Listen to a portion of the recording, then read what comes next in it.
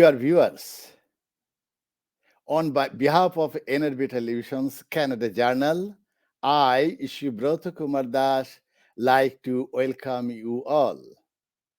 You know, in Canada Journal, we all the time try to exhibit the activities of the Bengalis living in Canada. We try to demonstrate the cultural, literary, political, and social activities of the Canadian Bengalis. We like to highlight the activities of the eminent Bengali personalities living in Canada. Dear viewers, today is the 26th of March, Independence Day. This year, we are celebrating the 51st Independence Day of Bangladesh. This is really a great time for us. 51 years before, we had been liberated from the heinous Pakistani regime, and last year, we had been happily celebrating the golden jubilee of the independence of Bangladesh. We are happy to announce that yesterday and today, many Bengali organizations in Toronto and Canada are celebrating the Independence Day in many different ways. We are happy to let you know that today in the morning, the Bangladesh flag was hoisted at the premises of the Toronto City Hall. More than that, today, the Dhaka University Forum, they had organized a car race to celebrate the 51st anniversary of independence. You know, and you are watching that today we are going to organize this event in English. It is in English. We have opted to English because our elderly generation, they are good at Bengali as well as English. But many of the second generation people, they are not that good in Bengali. So we wanted to reach our message more and more to the next generation people living in Canada and Toronto. And so we have opted to English. The two distinguished people who would be joining with us today are, let me introduce them to you. The first one is Aditi Zahir. Aditi, Hi. how are you doing? Good.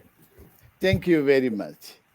She'll be talking on behalf of the next generation Bengali people living in Canada. I want to tell you that she is a graduate from the University of Toronto, and at the moment, she is working as a team leader at the License Appeal Tribunal in the Ontario Public Service. We like to welcome and congratulate Aditi Zahir. Thank you. I know that Aditi's parent, who are our very close friends, Ms. Minara Begum and Mr. Kazi Zahir, they have shared their own experiences, own knowledge, own information with Aditi, which Aditi will be sharing with us, with our audience. And the next personality, the eminent personality who will be talking to in today's program is Professor Dr. Rashid Askari. Hi, good morning from Bangladesh and happy Independence Day to all. Thank you very much. A happy Independence to you too. Independence Day to you too. It is a good evening here. Thank you. Let me say that Professor Askari, he is a professor of English, and along with that, he had served as the vice chancellor at the Islamic University of Bangladesh. More than that, Professor Askari is a very eminent writer, essayist, translator, and activist as well. Professor Askari does have many books to his credit on literature, on the history of Bangladesh, and on liberation war. We like to welcome Professor Askari to our program. Thank you, Subrata. Feeling honored and privileged to be connected to NRB and Kannada Journal. Thank you very much. Dear viewers, to go to listen to our guests, let us start our program with the epoch-making song. The song which was sung in New York in 1971 on August 1, which was sung by George Harrison, the famous song. My friend came to me, sadness in his eye, told me that he wanted help before his country dies. Oh, I couldn't feel the pain, I knew I had to try. Now I'm asking all of you to help us save some lives.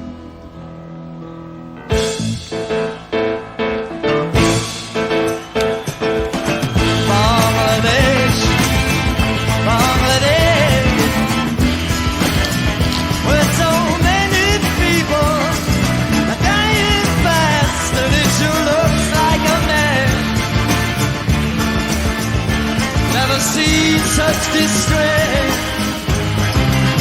Now won't you lend your hand?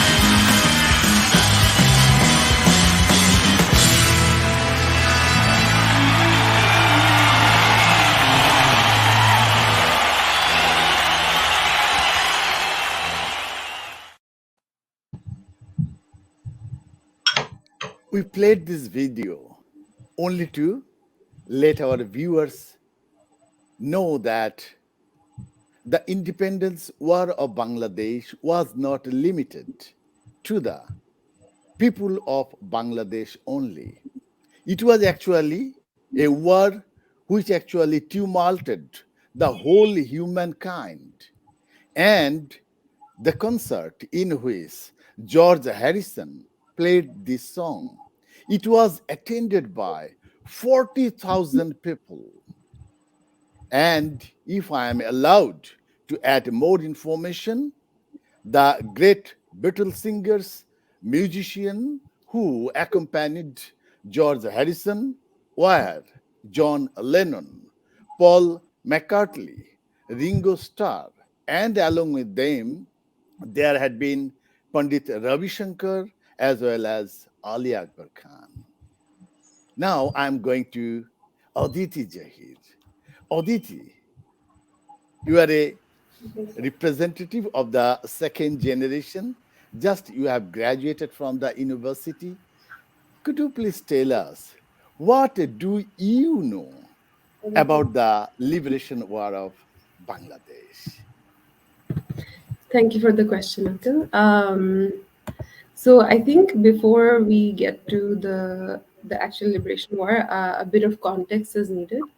So that's where I want to go. So if we go a little back before the actual 1971 liberation war of Bangladesh, um, East Pakistan was in the midst of a Bengali nationalist and self-determination movement. So, and this was built slowly over a period of 2 decades, right? Right after the 1947 separation, where we got India and Pakistan. In 1952, there was the Bengali language movement. In 1966, we saw there was the 6 point movements declared by Sheikh Mujib. And in 1970, there was the Pakistani general election, where the result was a victory for the Awami League, which gained an absolute majority. Um, However, the National Assembly was not inaugurated, as President Yahya Khan did not want a party from East Pakistan in federal government. So the liberation war began when the Pakistani military junta based in West Pakistan, under the orders of Yahya Khan, launched Operation Searchlight against the people of East Pakistan on the night of 25th March 1971. And in response to that, the people of then East Pakistan, now Bangladesh, formed a resistance. The Bangladeshi forces waged a mass guerrilla war against the Pakistani military. The provisional government of Bangladesh was formed in Mujibnagar and moved to Calcutta. And Bengali cultural activists at that time found and operated the Free Bengal radio station. India joined the war in December 3rd of 1971, with Pakistan finally surrendering on December 6th, 1971, now referred to as our Victory Day. So the war happened between March 25th of 1971 till 16 December, but it had a lot of build up in a period of almost 2 decades that led to this massive genocide of 1971. So this is what I know of the war. Thank you very much. And what makes me very happy that Aditi, even being a representative of the next generation, she has acquired so much knowledge about Bangladesh, the history of our liberation war, etc. Thank you very much. And with the same question, I now want to go to Professor Askari. Professor Askari, you see that Aditi, she has pointed out the milestone events which actually caused the liberation of Bangladesh war. Could you please explain and tell in detail about those milestone events? No, oh, thank you, Subrata. Before I go on to that, I feel like remembering with due solemnity the father of the nation, the best Bengali of all time, and the architect of independent Bangladesh, Bangabandhu Sheikh Mujibur Rahman, on this great occasion of Independence Day of Bangladesh, and the 3 million martyrs who laid down their lives on the altar of independence or liberation, whatever you call it, and 2 lakh women, our mothers and sisters, who were terribly violated by the Pakistani army, and others who have contributed to this independence war directly or indirectly. I remembered all of them with due solemnity and patriotism. I am also impressed by the answer of Aditi, and it's very good to know that the representative of younger generation in Canada, Aditi, has full knowledge of independence war. Actually, the points I would like to mention, I would like to add some points to what Aditi said. Uh, uh, Bangladesh War of Independence or Liberation War or War of Liberation, whatever you call it. Actually, the war itself was of 9 months, and the struggle, more than 2 decades, it is 23 years of slavery, of bondage of slavery under West Pakistani rules. So, this liberation struggle, which started, Aditi has rightly pointed out, just after the partition of India on the basis of notorious biracial theory, the two nations itself was unique on this planet and which was naturally abortive finally. And just after the division, our people, our leaders, the great leaders I remember with due solemnity, Hussein Shahid Surwardi, Bangabandhu Sheikh Mujibur, Maulana Bhashani, Abul Kalam Azad, and other leaders I remember, who could well realize that this partition on the basis of a two-nation theory was a bullshit, really. Actually, they couldn't ensure the equality of between the two wings. The eastern wing of so-called Pakistan was terribly, exploited economically, culturally, politically by the West Pakistan. So this step-motherly attitude has led Bangabandhu Sheikh Mujibur Rahman and Hussein Sohaid Sohrabdi to coming up with a new concept, the concept of independence of Bangladesh, which started from Aditi has rightly pointed out, self-determination, people's right to self-determination and people's right to autonomy or home rule or self-rule, which culminated in independence. Actually, Bangabandhu Sheikh Mujibur Rahman was a very prudent politician.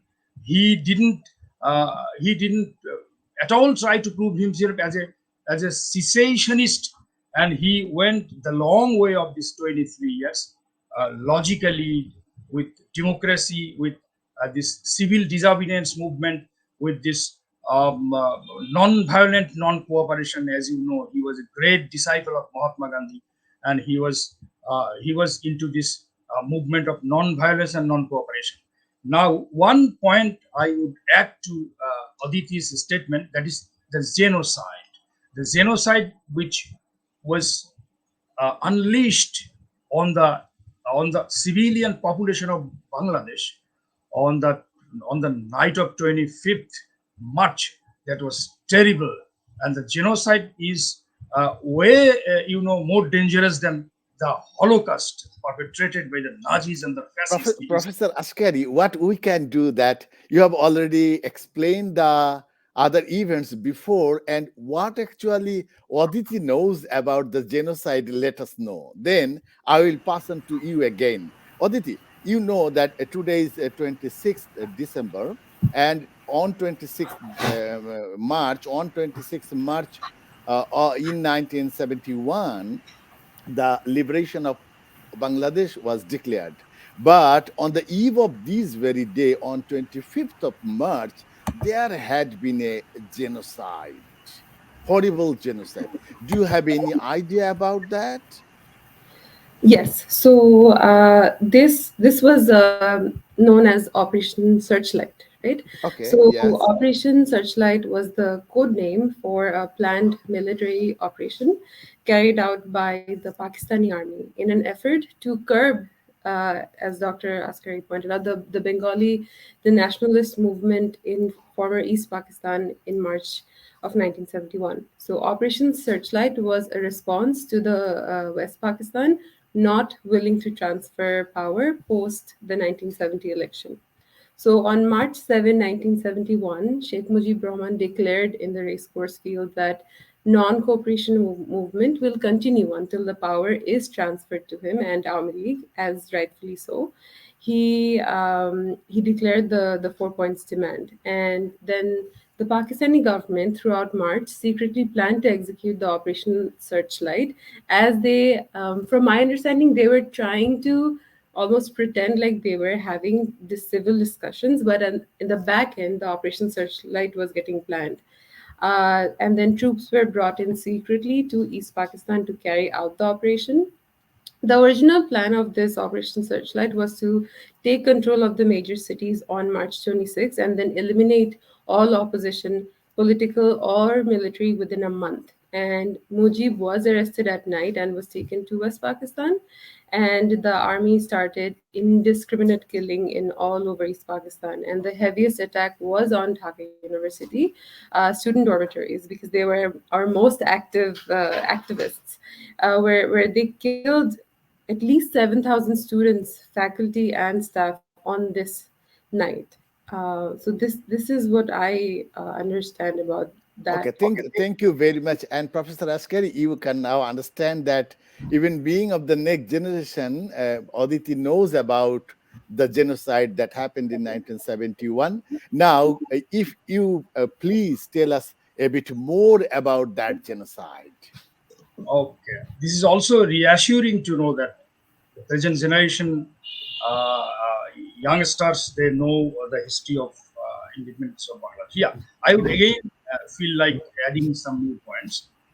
As far as the genocide was concerned, this was uh, much as Yahya tried to prove that he was finding out new ways to transfer power. But as a matter of fact, this was a deliberate and calculated genocide. One point I would like to mention to substantiate my point, that is the recruitment of Tikka Khan. You know, the butcher of Baluchistan, who already was notoriously known as butcher of Baluchistan because he perpetrated a massacre in Baluchistan of the tribal Baluchis. So this man was brought. He was replaced by uh, Sahebzada Yaqub Khan, the Chief Martial Law Administrator of the Eastern Zone, and S.M. Hassan, the Governor of East Pakistan. So, two posts were uh, held by two gentlemen, but the two posts were given to uh, Tikka Khan, and Tikka Khan finally was proved as the uh, butcher of Bengal also. So the generation was a terrible generation. Sorry, genocide was a terrible genocide which claims the life of as many as 7,000 on one night in the capital and other parts of the city. But the most important thing is to know that the war of resistance started as soon as the genocide was unleashed. In the wee hours of 26th, just on the verge of, or just a little before he was arrested, Bangabandhu Sheikh Mujibur Rahman made the historical declaration of independence in writing. The note I would request Aditi to see with her own eyes the note written by Bangabandhu Sheikh Mujibur Rahman. Which reads, "This may be my last message. From today, Bangladesh is independent. I call upon the people of Bangladesh, wherever you might be or whatever you have with you, to resist the occupation army. And our fight shall continue until the last soldier of the occupation army is expelled from the soil of Bangladesh and final victory is achieved." So this was the best poem of Bengali language, and the Declaration of Independence was, known to the world a couple of hours, and this ignited fire in the Bengalis, and we took to the streets.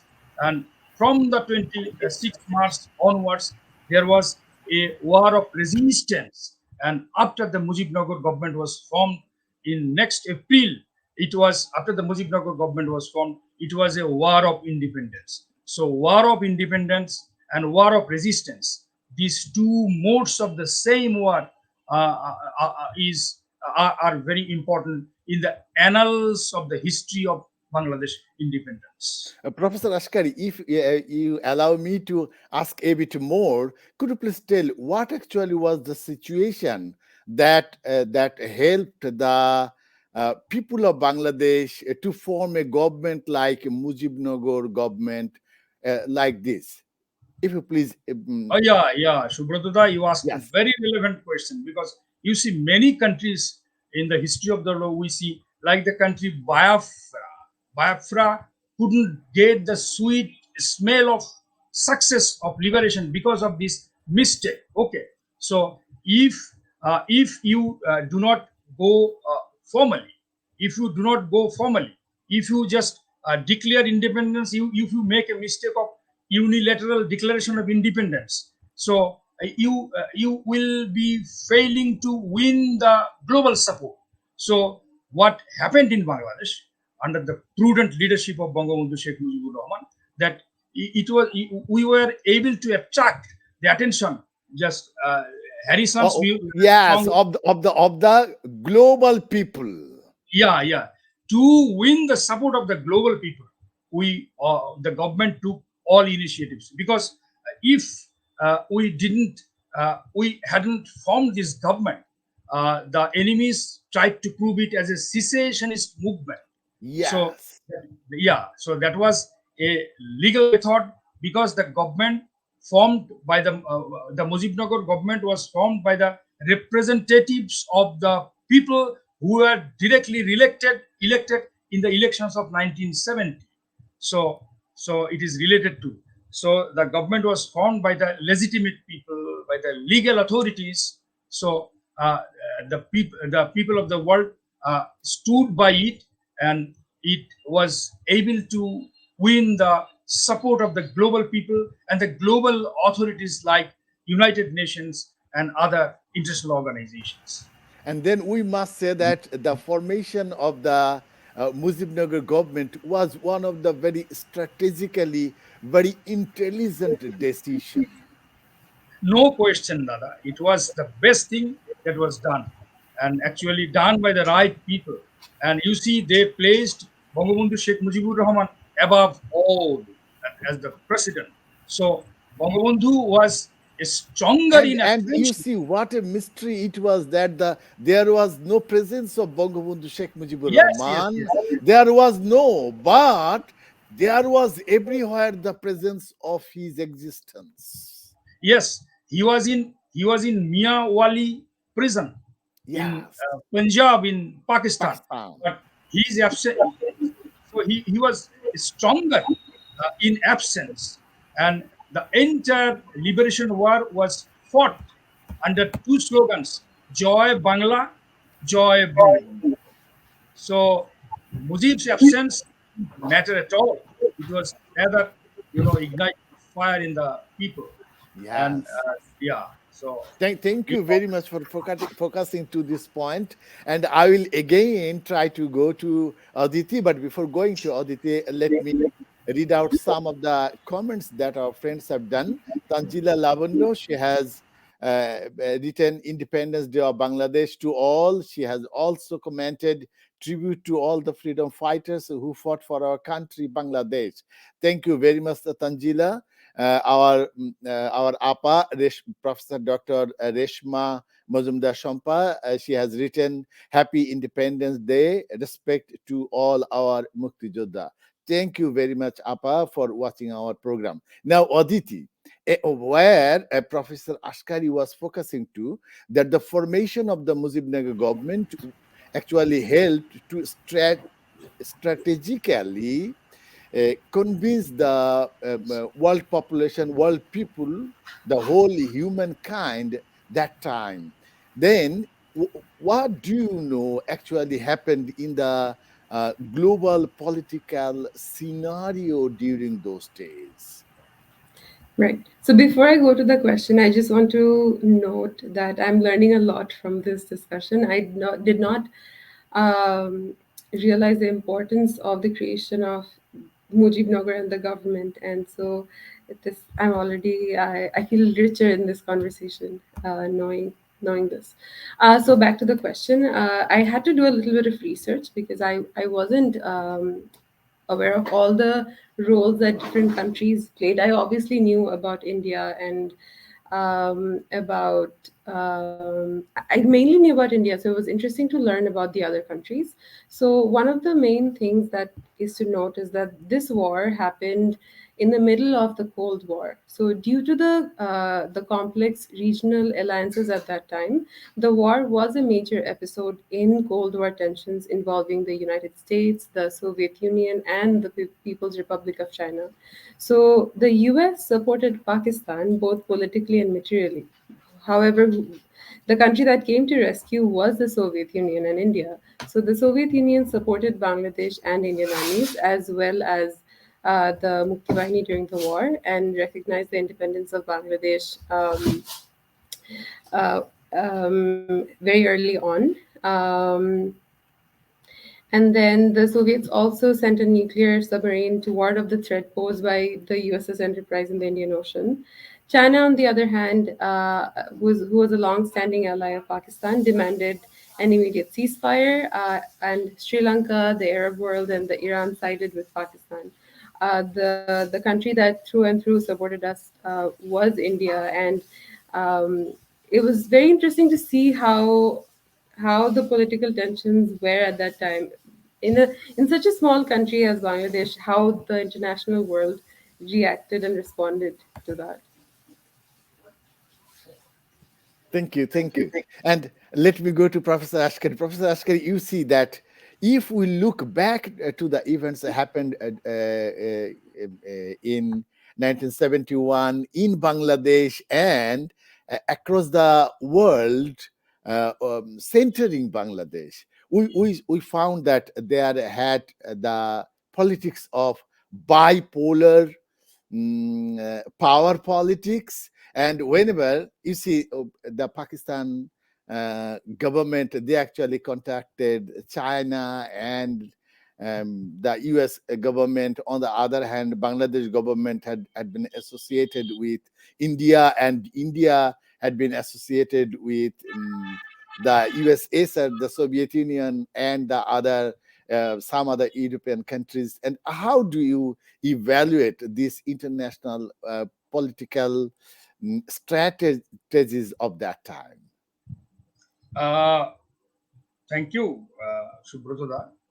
And Aditi has very cogently pointed out, because since the war of liberation was fought against the backdrop of the post Second World War, Cold War tensions, so the situation was really bad. But since we have the leadership of Bangabandhu Sheikh Mujibur Rahman, a very prudent leadership, and his close associates Tajuddin Ahmed, Said Najibul Islam, so they were so cautious about the thing that they actually put forward every step very intelligently, not to be proved as a secessionist. You know, when the war broke out, so you see the superpowers like America and Russia, they were uh, of divided opinions and activities in point of the liberation war of independence. But many countries, like I can refer to Palestine and Biafra. Palestine has been struggling for their full independence for say more than 6 7 decades, but they are yet to be fully independent. They are yet to be a member of the United Nations General Assembly, but Bangladesh became the member of the In General 10 months. United Go. Nations Yes. as early, much earlier than expected, because of Bangabandhu's policy of friendship towards all and malice towards none. So this policy for Bangladesh, actually, when India, and I must remember the name of Srimati Indira Gandhi with due respect and submission, because she played a very vital role to nullify the effect of the post-war Cold War tensions. She herself in person went to more than 34 heads of the states and heads of the governments to win support in favor of Bangladesh, because many, and even he went to Nixon, he went to Heath, uh, the prime minister of UK, and the president of United States, and the president of France, Germany. So I can refer to different countries. So she begged for support for Bangladesh independence war, and actually because of the support of such a friendly country and such a powerful Nehru family leader, Indira Gandhi, actually the way become more smooth than we expected, and finally we succeeded in winning the support of most of the countries, and even China and America, those who were dead against the independence of Bangladesh, finally changed their stance, and they also supported Bangladesh's inclusion in the United Nations General Assembly. So this was more of the political sagacity or prudence of the leaders of the then period, and the help of Srimati Indira Gandhi. So these two things jointly contributed to this what you have posed. To our success. Yeah. Yes, Professor Ashkari, could you please explain actually what happened during the days of December before 16th? What actually happened? What were the incidents that actually initiated and accelerated the independence of Bangladesh in December? If you please tell us. Once again, this is a very vital question. As I mentioned earlier, that it was a calculated attack. It was a deliberate attack. So when they came to know, the Pakistani military junta came to know that they are going to lose the battle. So they wanted to cripple the nation. How can you cripple a nation?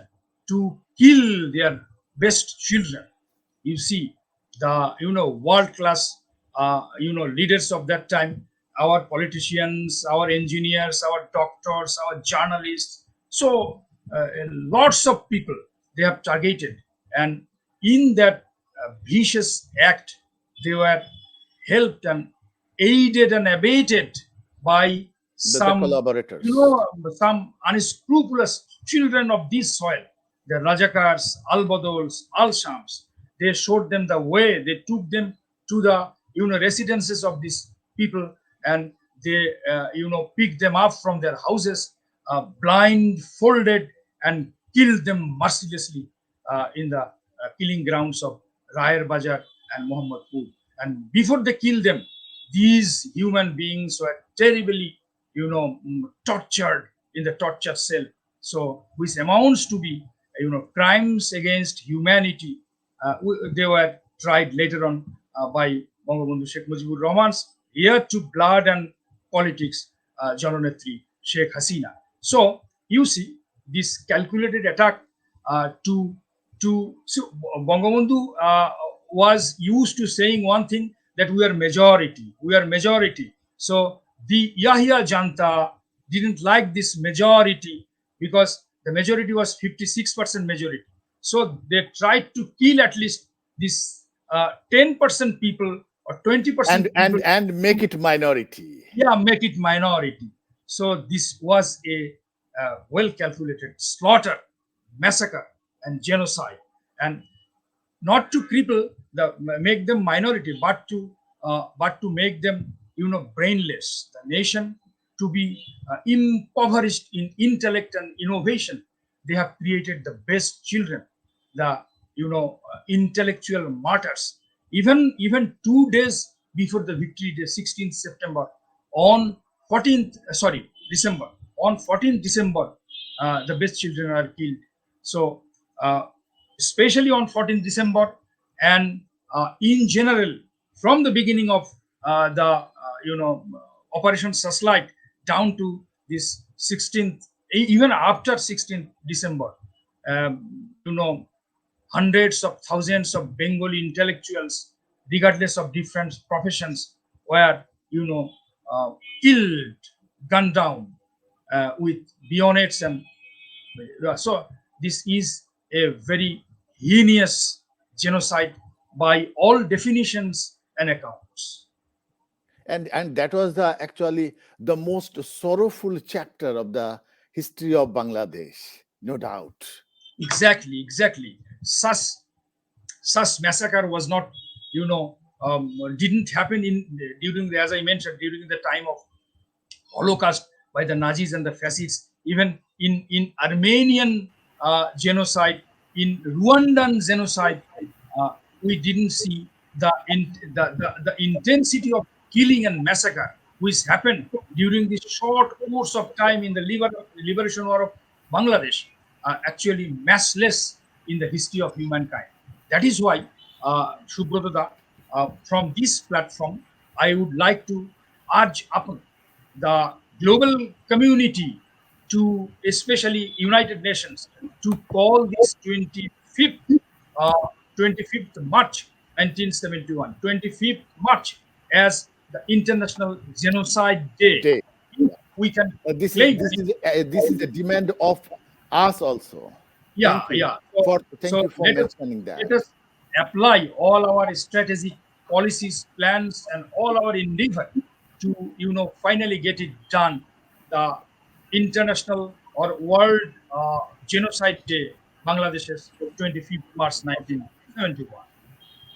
And I believe that people like Aditi Zahir can play very vitally in making these things happen in the foreign lands. Aditi, how can we try to make the Bangladeshi generation? We know that the second generation people who are living in Canada or in other countries of the world, they are not that much interested to know about this very terrific and sorrowful history of Bangladesh, the severe genocides of the world that happened in Bangladesh.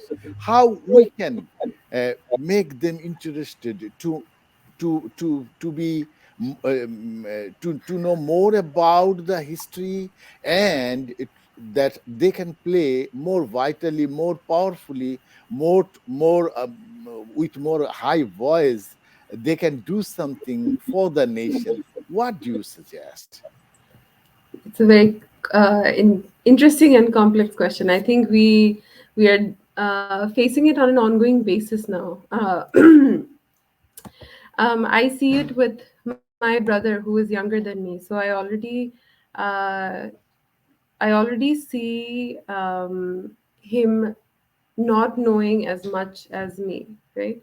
So I think we have to give them a reason to take ownership, and they have to have a personal stake in taking that ownership. So for me, Bangla and being Bengali is a very primary and basic part of my identity. I have grown up listening to the stories of the Liberation War. A lot of what I know about the Liberation War of Bangladesh has been from my family, especially my Nana Bhai and my parents. My Nana Bhai, my mom's dad, he left his family during the wartime to aid freedom fighters during the war. So I take pride in knowing about my history and my roots. So I think it's important for them to understand how this war has shaped our family. It's an intergenerational trauma. Even though they were not a part of the war, they weren't born during that time, their parents, their family, we have all been affected by it. So it's, I think it's important for them to give them that perspective. So I think it's important for, primarily for families that are living here, to have those discussions, to share their stories and to share their experiences and how that has affected them at the war. So, and also to encourage others to take pride in their history and then actively supporting them, especially through their family, to engage in knowing about the freedom fighting liberation war. I think that's very important. And Professor Askari, what do you think? Could you please add some more points to Aditi's what Aditi said? Yeah, I see eye to eye with her. And actually, as long as people like uh, Subrata and people like Aditi are there, I think this won't be a far cry, because you see these sort of programs, if you hold this sort of programs very frequently, this will pave the way. This will play vital roles in making, in capturing the hearts and minds of the expatriate young people, young generations, in favor of the independence war of Bangladesh. And actually, the expatriate generation, the expatriate Bangladeshi people living across the globe, especially the younger generations, they, so far as I know, are not that aware of what happened during this period. And it is incumbent upon the parents, their grandparents, to, make them familiar with and sensitive to these sort of events. And actually, I think one thing, this is an age of globalization. So world is above us, the world is above our heads, but the ground beneath our feet should be our motherland, or our parents' motherlands, or our grandparents' motherland. So I will urge upon the people of the generation through Aditi to be aware of these things, that the ground, the soil, their parents and grandparents, parents or great grandparents are born and were brought up, shouldn't be cast into oblivion. They should be kept Shouldn't be in their heart. forgotten. Yeah, they should be kept deep in their hearts. So, and these sort of programs surely will play positive roles. Thank you very much. And if I am allowed to come to Aditi again, Aditi, what roles actually can the enlightened new generation people like you make others, as you are telling about your younger brother, others more interested to learn more about our history, about our heritage, about our forefathers? So I think we can do two things to make them more interested. On one hand, we can make Bengali culture and Bengali history and literature more accessible to them by sharing it in English. So, Or for you example, think that we should share those things, our history, our literature, our heritage, our past in English? I think it's important because and I will go back to why we should also make Bangla a part of this as well. But for I think the main approach should be to make Bengali accessible through English. I think that should be one of the approaches. So, for example, Uncle, NRB TV can have a program that calls upon people to actively discuss one aspect of Bengali history. Maybe they are going to talk about works of Rabindranath Tagore or works of Kazi Nazrul Islam, or they might talk about who are some of the notable Bangladeshis that are currently making history in current times, right? So something like that could happen. So that's one aspect where we make Bengali more accessible through English. But on the other hand, I think it's also important to take an active ownership of Bangla, and that should also happen that should also be one of the steps that we take to learn more about our history, because there's so much literature, so much um, so much content to absorb in Bangla. It feels like a waste if I'm not engaging in it. Right? They should feel a sense of pride in knowing and practicing Bangla. And again, I want to go back to families to make that happen. Parents then will need to be the primary source of providing rich Bangla content to their children, and this can be done through reading good Bengali books such as Shotyajit Ray's Feluda. And again, we can come back to a discussion forum And where you we. see, Aditi, reading Bengali books is not that easy for a child who is born and brought up in Canada. This is not that Yes. easy. To counter that, it could be someone who reads to them and they then talk about it. So it Yeah, doesn't have to be that they are reading. And also, we can make Feluda accessible in English. But I don't want to take away from the fact that it is as important to know Bangla and absorb Bangla content in its original form, and it has to happen hand in hand. Otherwise, um, I can read Tagore in English, but am I really reading Tagore? Then is the counterpart. I can understand what they're saying because I read the translation in English, but I would also want to know what did actually Tagore say in Bangla, because uh, to absorb the most of the content, if that makes sense. Professor Askari, how do you evaluate the proposals made by Aditi? Yeah, she is quite right. Actually, it should be done both ways, both institutionally and both from the family level. Okay, so and I also think that the government of Bangladesh has got to play vital roles in this regard, because you see one thing called Bangladesh studies should be, in Introduced. should be at all the universities, and as far as the optional subjects are concerned, when it comes to point of choosing or opting for optional subjects, the students of Bangladeshi diaspora should be opting for Bangladeshi studies. So far as I know, I am a university teacher. There are ample scopes to study Bangladesh studies, the history of independence in the South Asian studies or Indian studies, whatever you say. The history of Bangladesh War of Independence is there. This is institutionally, and most important thing is from family. Family parents are the best teachers. One is supposed to be following their parents. So if the parents are imbued with the spirit of liberation war or the great parents, as I mentioned earlier, so this should be the easiest way. And about Bangladesh government can play for so the embassies.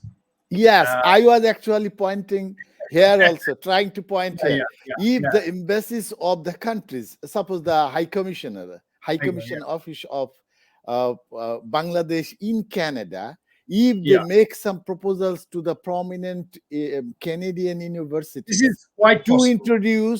to introduce Bangladesh studies there, it will be optional. But if any of the students opt for studying Bangladesh studies, and if it is done, then it will actually play a vital role to make many more students, Bangladesh born students, or even the non Bengali people, to learn about the country.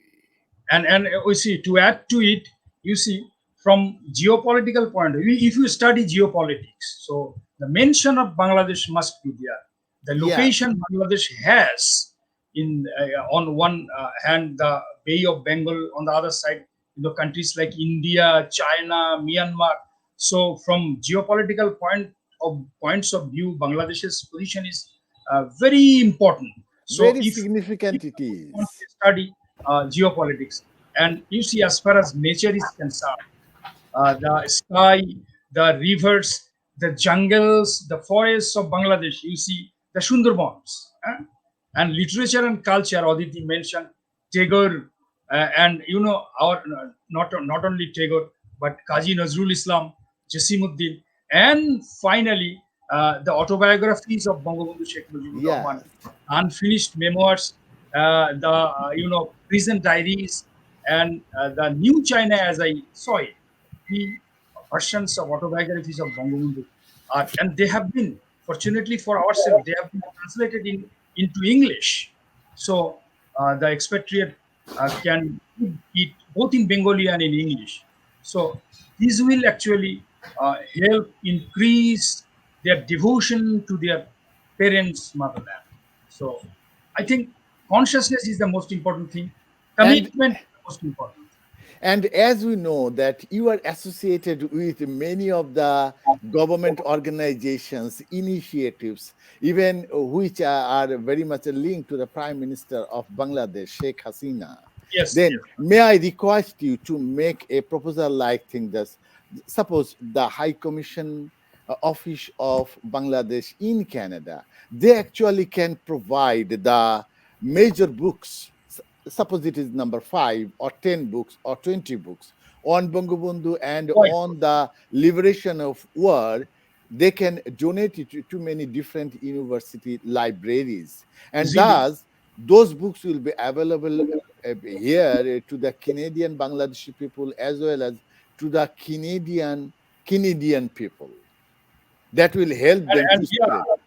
Dada, yeah, if the high commissions and the embassies do not do these suo moto, so it is also incumbent upon you to pressurize them to do it.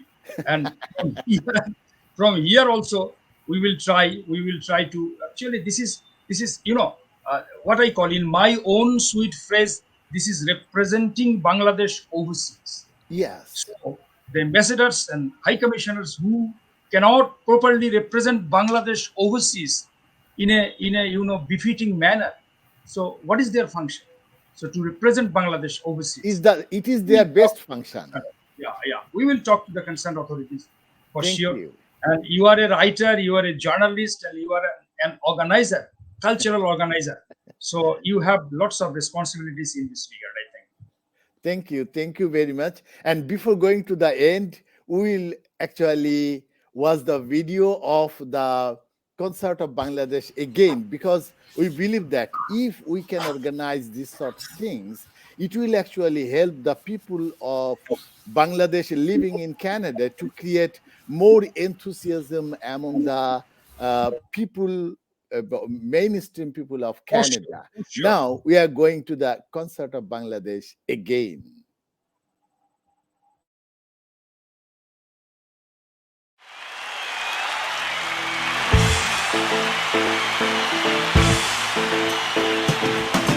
Bangladesh, Bangladesh,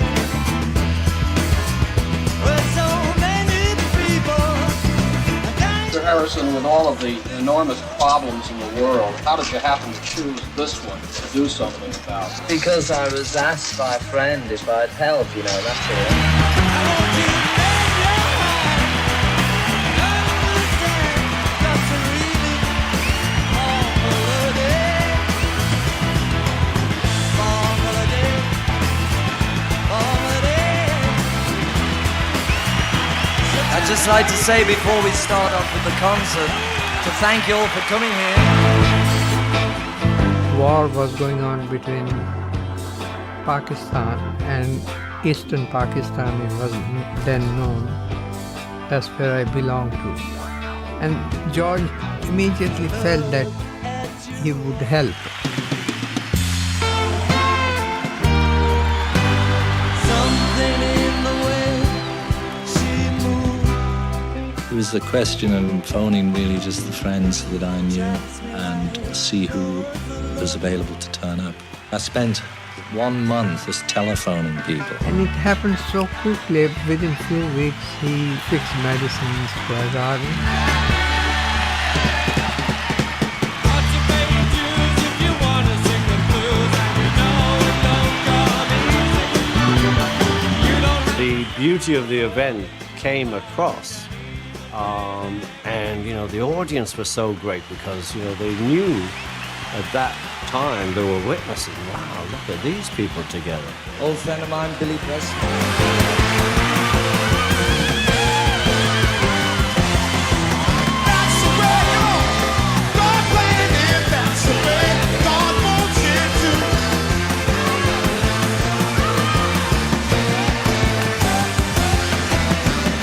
I think when you got there, you were expecting the biggest rock and roll band of all time, and I think it delivered.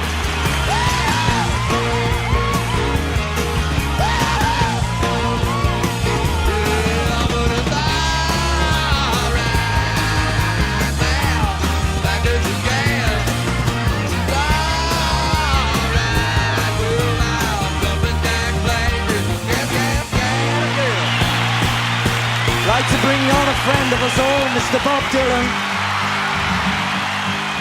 How many roads must a man walk down before he called him a man?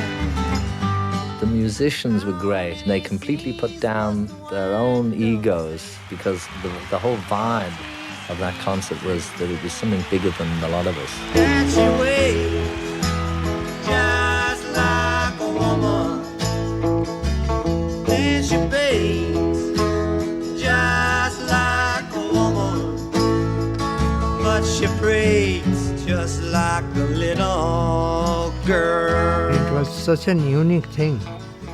Everybody was so moved and touched. It had a special feeling apart from just a performance.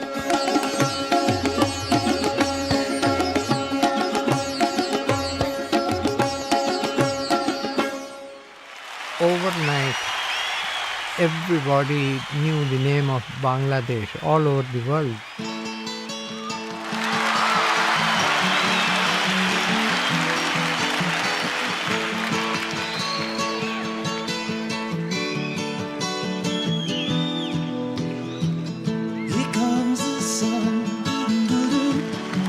I think the most memorable thing really was the fact that it came off and that it worked. It was an immense success artistically. And, again, I use the word spiritually because he decided he would use this great ability he had for another reason.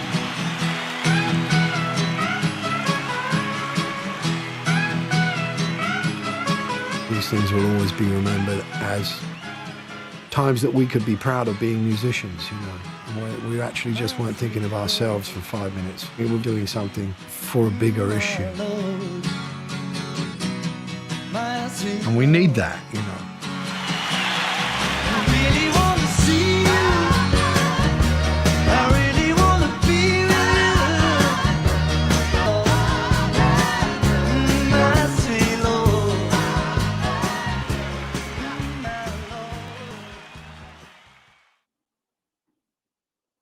And this was the Bangladesh concert, which actually started at 2:30 at noon, and it continued up to 8.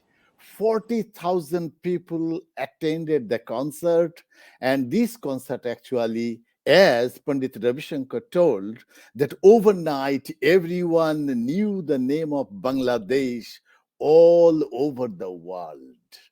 This is the most important thing. And he said that George immediately felt that he would help. That is, they actually became that capable and competent to create that enthusiasm, infuse that enthusiasm in their friends, among the people of other communities. That was the most important thing. I'm happy that many our other friends of ours, they have commented. Sharna Banerjee, she has written Happy Independence Day.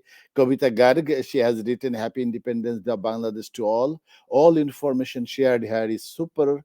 Thank you to the panel for this discussion.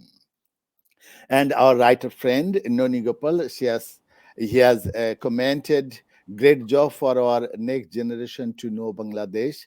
Thanks to NRB and presenters.